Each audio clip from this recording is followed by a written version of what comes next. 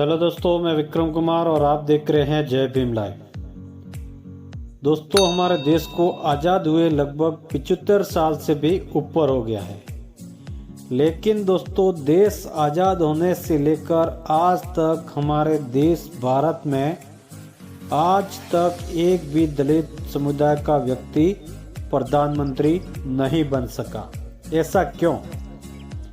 जी हाँ दोस्तों, आज तक एक भी प्रधानमंत्री दलित समुदाय का नहीं बन पाया। दोस्तों, यहाँ पर एक बड़ा सवाल खड़ा होता है कि क्या दलित समुदाय के अंदर प्रधानमंत्री बनने के लायक आज तक कोई ऐसा व्यक्ति ही नहीं पैदा हुआ, या फिर इस समुदाय के अंदर ऐसा कोई काबिल व्यक्ति ही नहीं मिला जो प्रधानमंत्री बन सके, या फिर दोस्तों कोई और वजह है जो प्रधानमंत्री बनने ही नहीं दिया जाता है। तो दोस्तों, इस पूरी खबर को हम विस्तार से बताने का प्रयास करेंगे। तो दोस्तों, वीडियो शुरू करने से पहले हमारी आपसे एक छोटी सी रिक्वेस्ट है कि अगर आप हमारे जय भीम लाइव चैनल पर पहली बार आए हैं तो प्लीज़ चैनल को सब्सक्राइब जरूर करें, क्योंकि दोस्तों हमारे चैनल पर दलितों की, बहुजनों की खबरें व उनका इतिहास बताया जाता है। दोस्तों, आपके सब्सक्राइब करने से हमारा मनोबल बढ़ता है और हमें काम करने की ऊर्जा मिलती है।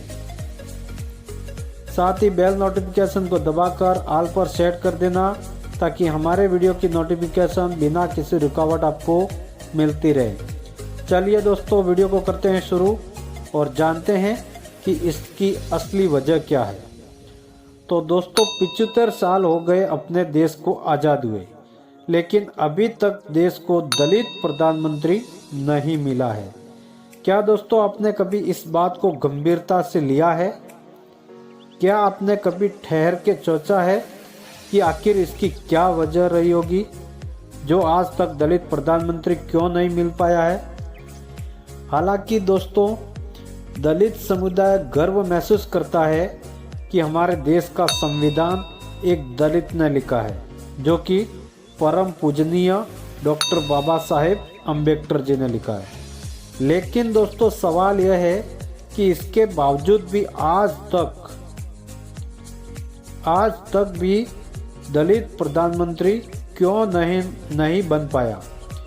तो दोस्तों, जब से देश आज़ाद हुआ तब से लेकर आज तक केंद्र में सरकार इन मनुवादी सोच के लोगों की ही रही है।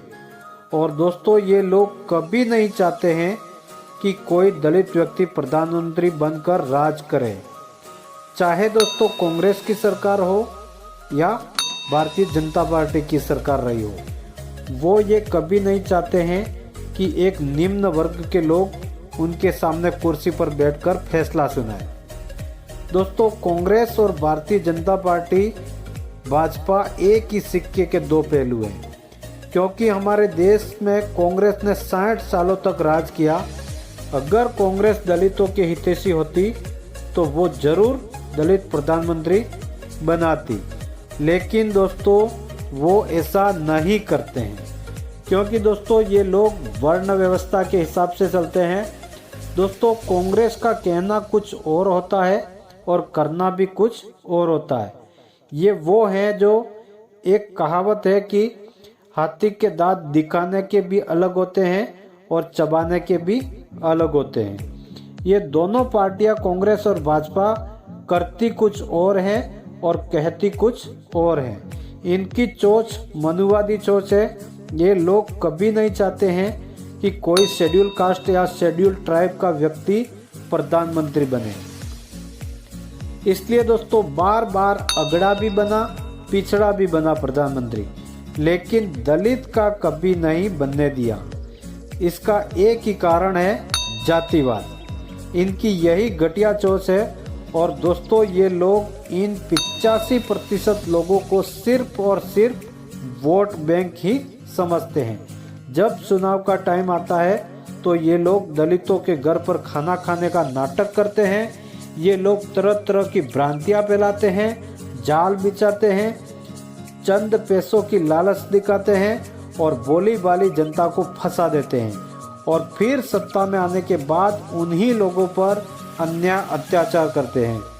और यह लोग फिर से गुलामी की तरह जीने के लिए मजबूर हो जाते हैं। हालांकि दोस्तों वो इतने भी होशियार नहीं हैं कि सब कुछ वो ही करवा ले, बल्कि बड़ी गलती इन दलितों की है, बहुजनों की है, SC ST OBC माइनॉरिटी की है। और दोस्तों इन लोगों की गलती को वो लोग आसानी से पकड़ लेते हैं और फिर वही गलती का वो फ़ायदा उठाते हैं। और दोस्तों मैं आपको बता देता हूँ कि इन दलित लोगों की क्या गलती है। दोस्तों अपने आप में सब लोग जो निम्न कास्ट के लोग हैं वो अपने आप में अम्बेडकरवादी मानते हैं। वो सिर्फ अपने आप को मानते हैं, ना कि वो जानते हैं डॉक्टर बाबा साहेब अम्बेडकर जी ने क्या कहा था। सुना है, सब ने आपने पढ़ा होगा, लेकिन अमल में कोई नहीं लाना चाहता है। तो दोस्तों परम पूजनीय डॉक्टर बाबा साहेब ने कहा था कि शिक्षित बनो, संगठित बनो और संघर्ष करो। दोस्तों बाबा साहेब के इस एक ही लाइन से आप अपने घर से दिल्ली की कुर्सी तक का सफ़र तय कर सकते हैं। अपने समुदाय की गरीबी को हटाकर एक सशक्त मजबूत समाज बना सकते हैं। लेकिन दोस्तों इस बात को कोई भी व्यक्ति गंभीरता से नहीं लेता है। दोस्तों बाबा साहेब के संविधान की बदौलत थोड़े बहुत शिक्षित तो हो गए हैं हम लोग, लेकिन दोस्तों संगठित नहीं हो पाए हैं। आज तक हमारा समाज बिखरा हुआ है। ना जाने हमारे दलित समुदाय के अंदर, बहुजन समुदाय के अंदर कितने ही अनेकों संगठन बने हुए हैं, छोटे मोटे अनेकों संगठन बने हुए हैं। लेकिन दोस्तों बड़ी विडंबना यह है कि कोई उधर जा रहा है तो कोई इधर जा रहा है, ना जाने कौन किधर हाथ मिला रहा है। नेता मौज मस्ती में वाहवाही लुटवा रहे हैं, अपने स्वागतों में मस्त हैं और गरीब जनता मार खा रही है। अगर दोस्तों वो एक अच्छे अम्बेडकरवादी हैं, सभी संगठनों के नेता, और उनका एक ही लक्ष्य है कि दलितों को, गरीबों का, दलितों का, पीड़ितों का, शोषितों का, इस देश के SC ST OBC माइनॉरिटी का, इस देश के मूल निवासी का, अगर हकीकत में ये नेता हैं जो बहुजनों के नेता, दलितों के नेता, वो अगर हकीकत में उद्धार करना चाहते हैं तो ये लोग तमाम संगठन के नेताओं, ये लोग क्यों नहीं एक मंच पर आते हैं। और दोस्तों इसी का फायदा ये मनुवादी पार्टियां उठाती रहती है और बार बार सत्ता पर काबिज होती है। अब समय आ गया है दोस्तों कि आपको सतर्क रहना होगा। ये लोग आपको बहलाएंगे, फुसलाएंगे और आपका वोट लेने का काम करेंगे, लेकिन आपको सतर्क रहना होगा, नहीं तो ये मनुवादी चोच के लोग फिर से कामयाब हो जाएंगे।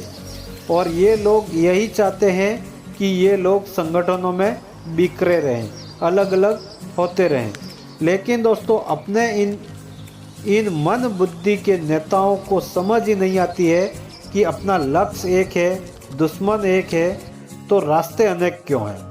पहले तो दोस्तों ये जो बहुजन समाज पार्टी के जितने भी नेता हैं तमाम, उनको जिस भाषा में समझे, वो जिस भाषा में समझे उनको उस भाषा से समझाना होगा और एक मंच पर लाना होगा।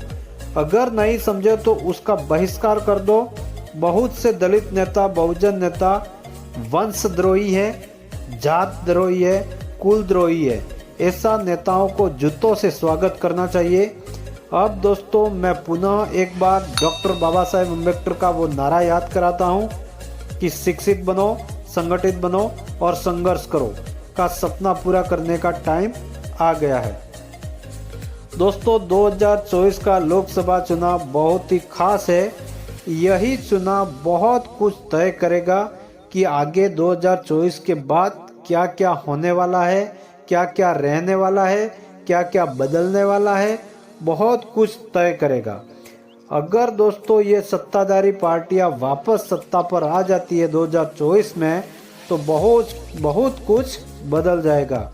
इस देश का संविधान भी बदल दिया जाएगा, क्योंकि मोदी जी के आर्थिक सलाहकार ने विवेक देवरॉय है, उन्होंने पहले ही बता दिया है कि संविधान बदलना होगा, संविधान पुराना हो गया है। तो 2024 का चुनाव बहुत कुछ तय करेगा। लोग तो यह भी कहते हैं कि यह आखिरी चुनाव होगा। अगर ये सत्ताधारी पार्टी वापस आ गई सत्ता में तो ये आखिरी चुनाव होगा, इसके बाद में चुनाव ही नहीं होगा। दोस्तों, आपको किसी के बहकावे में नहीं आना है। ये लोग आपको गैस 450 रुपये में देने का बोलेंगे, महिलाओं को 3000 रुपया प्रति माह देने का बोलेंगे। ये लोग बेशर्म हैं, झूठ पर झूठ बोलते हैं और कहते हैं कि अगर हमारी सरकार आई तो राजस्थान में ये कर देंगे, मध्य प्रदेश में ये कर देंगे, तेलंगाना में ये कर देंगे, छत्तीसगढ़ में ये कर देंगे। तो भाई, आपकी जहाँ सरकार है फिलहाल, वहाँ भी तो पहले करो। क्या वहाँ के लोगों ने आपको वोट नहीं दिया है क्या? वहाँ पर 3000 रुपया प्रति माह महिलाओं को देकर दिखाओ, 450 में गैस दिलाओ। ये लोग सिर्फ झूठ बोलते हैं, ये बेशर्म लोग हैं। अगर एक झूठ उनका पकड़ा गया तो वो लोग दूसरी बार दोबारा बड़ा झूठ बोलेंगे, और दूसरी बार भी पकड़ा गया तो तीसरी बार ये लोग और इससे बड़ा झूठ बोलेंगे, इससे भी बड़ा झूठ बोलते हैं। इतने ये लोग बेशर्म हैं। तो दोस्तों, आपको इस बार सतर्क रहना है और बहुजन समाज पार्टी को सपोर्ट करना है। 2024 के लिए बहन कुमारी मायावती जी को प्रधानमंत्री बनाना होगा। तो दोस्तों, इस खबर पर आपकी क्या प्रतिक्रिया है कमेंट में ज़रूर दें। वीडियो अच्छी लगी हो तो वीडियो को लाइक करें, अपने परिवार दोस्तों में आगे शेयर करें, चैनल को सब्सक्राइब करें। मिलते हैं नए वीडियो के साथ में, तब तक के लिए जय भीम, नमो बुद्धाय, धन्यवाद।